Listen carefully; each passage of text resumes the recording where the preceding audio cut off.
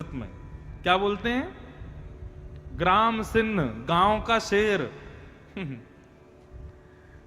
तो कभी कभी म्युनिसिपालिटी वाले उनको पकड़ लेते हैं, लेकिन अगर किसी ग्राम सिंह के गले में फंदा बंधा हो उसको छोड़ देते हैं, बोले कि किसी का पालतू है इसको छोड़ दो। ठीक वैसे भैया यम के दूत घूमते रहते हैं हम सबको पकड़ने के लिए, लेकिन जैसे ही यमदूत देखते हैं अरे गले में कंठी माला है, सिर पर तिलक लगा है, चोटी है, धोती है, बोले जरूर ठाकुर जी का, इसको मत पकड़ो, इसको यहीं छोड़ दो, इसको मत पकड़ो। इसलिए भैया दोनों तरफ से अपना कल्याण होगा। हम हिंदू राष्ट्र के भी हो जाएंगे तिलक आदि लगाएंगे तो, और आध्यात्मिक स्तर पर भी ठाकुर जी के हो जाएंगे। अपने स्वरूप को सत्संगी बनाओ। जब अंग्रेज नहीं आए थे, मुगल नहीं आए थे, उससे पहले हमारे भारत में सब धोती पहनते थे, उससे पहले सब तिलक लगाते थे। आपने कभी सीरियल में देखा राक्षस, रावण, कंस, ये सब भी तिलक लगाते थे, ये भी बिना तिलक के नहीं रहते थे। तो हम क्यों छोड़ देते हैं? इसलिए भैया तिलक जरूर लगाओ, कंठी जरूर पहनो, अपने आचरण को, स्वभाव को, खान पान को सुधारने का प्रयास करो। मन आपका अपने आप एकाग्र हो जाएगा। मन के चंचल होने का कारण हमारा कुसंग है, हमारा दूषित भोजन है। जैसा खाओ अन्न वैसा होवे मन, जैसा होवे मन वैसे होवे स्वभाव, जैसा होवे स्वभाव वैसी होवे बुद्धि, जैसी होवे बुद्धि वैसी होवे क्रिया, जैसी होवे क्रिया वैसी होवे गति। हमारी गति निर्भर करती है हमारे अन्न के ऊपर। इसलिए अन्न को सुधारो। और अन्न को सुधारने का सबसे बढ़िया तरीका क्या है पता है? घर में खाना बन रहा है ऐसा बोलना बंद करो। क्या बन रहा है? बोले भोजन बन रहा है। किसके लिए बन रहा है? बेटा के लिए, बेटी के लिए, हमारे ठाकुर जी के लिए बन रहा है। और ठाकुर जी के लिए बन रहा है तो ठाकुर जी के भोजन में फिर प्याज लहसुन नहीं डालना चाहिए। आप विश्वास मानिए, भगवान का भोजन आप इन दो चीजों के परहेज करके लगाओगे और फिर उसको पाओगे, अपने आप देखोगे कि मन आपका शांत होने लग जाएगा, मन आपका स्थिर होने लग जाएगा, मन में एकाग्रता प्रकट होने लग जाएगी। अब कहां तक कहें? देखो, प्याज लहसुन खाने से आपको कोई घनघोर पाप लग जाएगा, नरक में चले जाओगे, ऐसा नहीं है। लेकिन हां, प्याज और लहसुन जो है ये तामसिक होते हैं और इनका सेवन करने से मन जो है वो विचलित रहता है, बुद्धि जो है उसमें नकारात्मक विचार आते रहते हैं, इसलिए इनका सेवन नहीं करना चाहिए। और सबसे बड़ी बात है भैया, हमारे ठाकुर जी को भोग नहीं लगता तो हम क्यों पाए? गीता में भगवान कहते हैं मेरे को बिना भोग लगाए व्यक्ति जब भोजन करता है तो भुंग्यते त्वघम पापात, वो अपना पाप खा रहा है। भगवान कोई हमारी रोटी खा तो जाते नहीं है। भगवान कोई ऐसा तो नहीं कि आपने रोटी दाल चावल रखे तो पूरी प्लेट साफ हो गई। ठाकुर जी तो केवल भोजन पर दृष्टि डाल के उसको शुद्ध करते हैं ताकि हमारे खाने योग्य वो हो जाए। सत्संग के बहुत स्वरूप हैं, सत्संग के बहुत पहलू हैं बंधुओं, उनको अपनाना प्रारंभ करो। और सबसे बड़ी बात है, अंतःकरण से शुरू करो।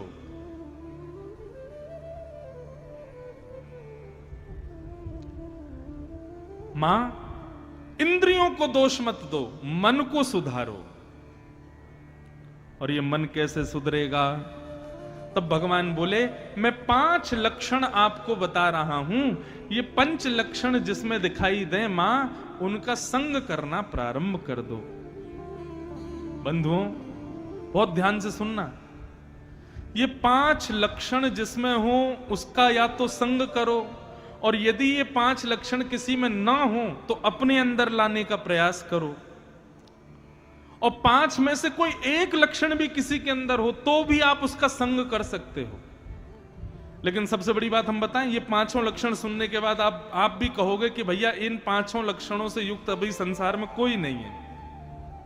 इसलिए सबसे बढ़िया ये है, 5 लक्षण सुन के अपने अंदर लाओ। कौन कौन से 5 लक्षण? भगवान कपिल अपनी माता देवहूति को बता रहे हैं, मां तितिक्षव कारुणिका श्रुहृदय सर्वदेहिनां अजात शत्रव शांता साधव साधुभूषणा। 5 लक्षण। सबसे पहला लक्षण क्या है? सहनशीलता। कितने लोग सहनशील हैं? यहां पे हाथ ऊपर करना। मुश्किल से 4-5 लोगों ने हाथ खड़े किए। ये बात तो देखो ताली बजाने वाली है कि आप लोगों ने सत्य बताया। लेकिन एक बात बताएं, किसी की सहनशीलता का यदि पता करना, हाँ भैया हो, भैया खूब सहनशील हो, बैठो। किसी की सहनशीलता, जितनों ने हाथ खड़े किए ना, इनकी देखो सहनशीलता यदि पता करनी हो, अभी नहीं, कभी मौके पर ये आपके सामने पड़ जाए तो इनके कोई दूषित विचार इनको सुना देना। भाई कुछ भी कहो, तुम ना तुम क्रोधी बहुत हो, तुम लोभी बहुत हो, हमने देख लिया तुम्हारे अंदर लोभ है। कुछ भी कहो भाई, यार तुम्हारे अंदर ना ये क्या कहते हैं, जो है काम की भावना बहुत ज्यादा है। तुरंत देखना, सहनशीलता पता चल जाएगी। तू कौन होता है मुझसे ऐसे बोलने वाला? अच्छा, तुझको हम लोभी दिखाई देते हैं, तुझको हम क्रोधी दिखाई देते हैं। व्यक्ति अपनी वास्तविकता नहीं सुन सकता है, वहीं पता चल जाता है कि वो सहनशील नहीं है। व्यक्ति की सहनशीलता यदि देखनी हो तो उसकी वास्तविकता उसके मुंह पे बोलो, तो हाथ जोड़ करके मुस्कुरा करके सुन ले, समझना कि सहनशील है। अब इसका मतलब यह नहीं है कि जबरदस्ती उल्टी सीधी किसी की भी बात किसी के मुंह पे जाके बोल दो, तो गुस्सा तो आ ही जाएगा बेचारे को। लेकिन सहनशील व्यक्ति, उसकी वास्तविकता बताओ या उससे गलत बोलो, उसके हृदय पर उसका कोई प्रभाव नहीं होता। वो अपने समत्व में रहता है, वो अपनी समभाव में रहता है। लेकिन जो बहुत जल्दी अपने वास्तविकता को सुनकर के विचलित हो जाए, समझ जाना मां संग करने योग्य नहीं है ये व्यक्ति। सहनशीलता,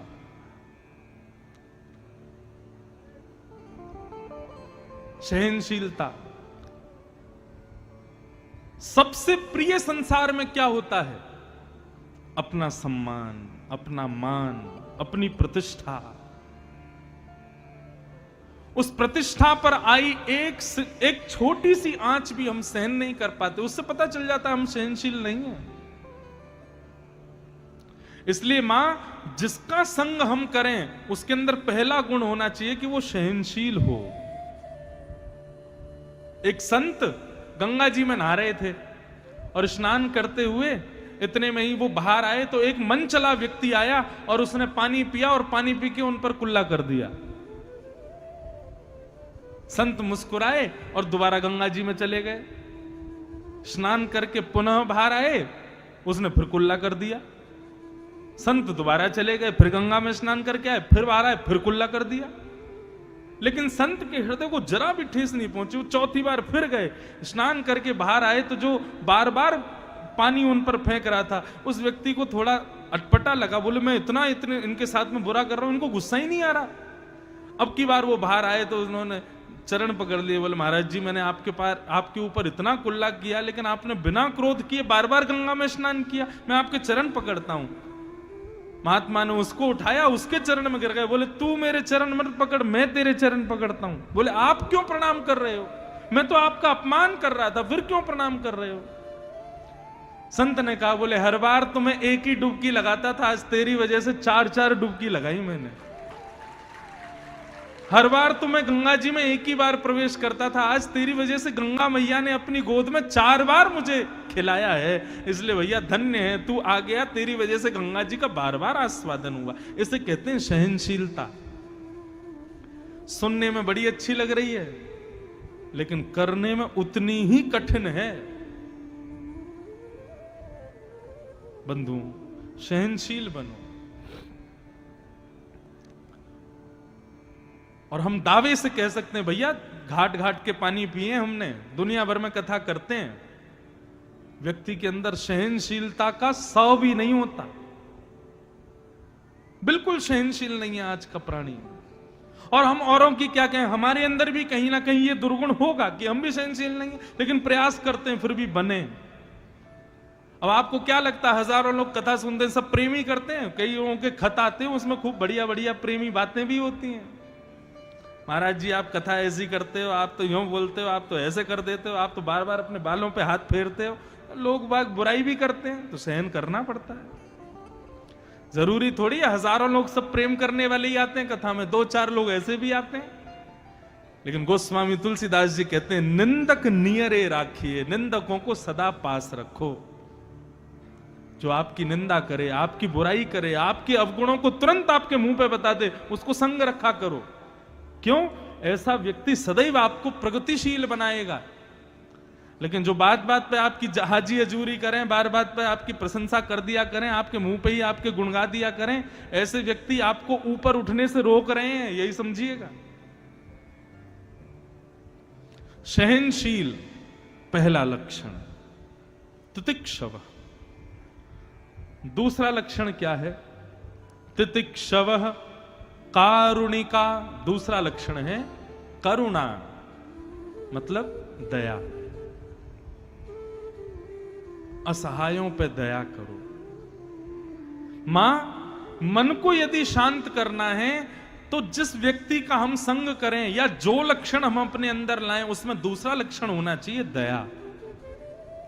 सब पे दया करो। बंधुओं एक बात बताएं, दया का जन्म होता है क्षमा से। जो व्यक्ति क्षमाशील है वो व्यक्ति दयालु होगा। लेकिन जिसमें क्षमा का गुण नहीं है ना, वो कभी दयालु नहीं हो सकता। कोई बड़े से बड़ा अपराध कर दे आपके साथ, आप उसकी बुद्धि पर दया खाओ। कोई बहुत बड़ा दुष्कृत्य कर दे, आप तब भी उस पर दया करो। बोले हमें दया आ रही है इसकी बुद्धि के ऊपर, हमें दया आ रही है इसके ऊपर, बेचारा कितना संकीर्ण सोच का है। दया, क्षमा करो सबको। क्षमा से दया अपने आप आती है। आपको एक बात बताएं, कई लोग मेरे से प्रश्न करते हैं, महाराज जी आप कहते हैं क्षमा किया करो सबको, लेकिन कोई इतना बड़ा अपराध कर दे कि जिस पर क्षमा नहीं कर सकते, तब हमको क्या करना चाहिए? देखो, लोग कहते हैं कि अपराधी को दंड मिलना चाहिए, बिल्कुल मिलना चाहिए, लेकिन क्षमा, आपको क्या लगता है उससे दंड नहीं मिलता? वह भी एक दंड है। जब आप किसी अपराधी को क्षमा कर देते हैं तो आत्मग्लानि रूपी दंड लगता है उसको अंदर ही अंदर लगता है कि अरे बताओ मैंने इतना बुरा किया, इसने फिर भी क्षमा कर दिया। चलो ये तो थी एक बात, उसको आत्मग्लानि हुई। दूसरी बात, जब आप किसी को क्षमा कर देते हैं अपराध करने के बाद, तो ऐसा नहीं है कि वो व्यक्ति मुक्त हो गया। आपके बदले का जो भाव है वो प्रकृति लेगी उससे। लोग कहते हैं ना, अब भैया हम तो कुछ कहेंगे नहीं, ऊपर वाला सब देख रहा है, अपने आप होगा। यह बात सत्य है। जब आप किसी को क्षमा कर देते हैं तो प्रकृति आपका बदला लेती है उससे, कभी ना कभी तो उसको भोगना पड़ेगा। 4-5 विद्यार्थियों को नाव में बैठा करके गुरुजी नदी पार कर रहे थे, तो एक विद्यार्थी जो था उनमें से उसका मुंडन हुआ था। अब छोटे विद्यार्थी सब, 2-3 विद्यार्थी उसके बाल नहीं थे, तो कभी उसके सिर पर पानी फेंक दें, कभी उसके सिर पर तबला बजा दें, कभी उसके सिर पर हाथ फेर दें। अब वो बेचारा छोटा बालक सहन कर रहा था, उसने कुछ नहीं कहा। जैसे ही किनारे पर नाव पहुंची, गुरुजी सब देख रहे थे कि इसने अभी तक किसी से कुछ कहा नहीं है। जैसे ही किनारे पर नाव पहुंची तो उपद्रवी बालक जो थे वो तुरंत बिना नाव को टिके ही कूद गए नाव में से। आ गया कोना, कूद जाओ। किनारा समझ करके जैसे ही कूदे तो वहां तो दलदल था, इतने इतने दलदल में घुस गए। गुरुजी बचाओ, गुरुजी बचाओ, गुरुजी बचाओ। गुरुजी बोले तुमको पता है ये क्या हुआ? बोले क्या हुआ गुरुजी? बोले तुम उसको परेशान कर रहे थे, उसके बाल नहीं है, उसके सिर पर कभी हाथ मार रहे थे, कभी पानी फेंक रहे थे, वो बेचारा सहन कर रहा था, तुम लोगों को क्षमा कर रहा था। उसने क्षमा किया, लेकिन उसका बदला प्रकृति ने तुमसे लिया। इसलिए जब आप किसी को क्षमा कर देते हैं तो बिल्कुल निश्चिंत रहिए, क्योंकि प्रकृति आपका बदला उससे लेगी। लेकिन आप क्षमा ही करो। आप क्यों अपने आप को बिगाड़ो क्रोध करके? सब पर दया करो। तो सबसे पहला लक्षण सहनशीलता, दूसरा लक्षण दया, और तीसरा लक्षण तितिक्षवः कारुणिका श्रुहृदः। तीसरा लक्षण है सबका हित चाहो, सबका भला चाहो। केवल मैं खाऊं, मेरे बच्चे खाएं, मेरा परिवार खाए, मेरे सब लोग प्रसन्न रहें, बाकी सब लोग कहीं जाएं, मुझे कोई मतलब नहीं, ऐसा नहीं। सबके भले की इच्छा रखो, सबके कल्याण की इच्छा रखो। अब हमारी ये कथा हरिगढ़ में हो रही है, हरिदासपुर में हो रही है। इस कथा में कई लोग सहयोग कर रहे हैं। राधे राधे प्रिय साथियों, हमारे जीवन में कई बार कठिनाइयां आती है और यह समझना जरूरी है कि इन कठिनाइयों का सामना कैसे करना है। जैसे ग्राम सिंह के शेर को पकड़ने के बाद छोड़ दिया जाता है मगर उसके गले में फंदा होता है, ठीक वैसे ही हमारे जीवन में भी कई परेशानियां आती है। लेकिन अगर हमारे जीवन में भगवान का आशीर्वाद है तो कोई भी समस्या हमें जीतने से नहीं रोक सकती। सत्संग का महत्व समझिए। भगवान कहते हैं कि हमारा आचरण, हमारा खान पान और हमारे विचारों का सीधा प्रभाव हमारे जीवन पर पड़ता है। अगर अपने मन, शरीर और आत्मा को शुद्ध करने का प्रयास करें तो हमारी मानसिक शांति और एकाग्रता में वृद्धि होगी। सत्संग, तिलक, कंठी और साधना के माध्यम से हम आध्यात्मिक रूप से मजबूत हो सकते हैं और हमारे जीवन में सकारात्मक परिवर्तन ला सकते हैं। सहनशीलता, करुणा और सबका भला चाहने का गुण अपने अंदर लाकर हम जीवन को बेहतर बना सकते हैं। सहनशील व्यक्ति किसी भी बुराई को सहजता से सहन कर लेता है और कभी भी दूसरों को नीचा नहीं दिखाता। करुणा से मन शांत रहता है और सबके भले की कामना करने से जीवन में सच्ची सुख शांति मिलती है।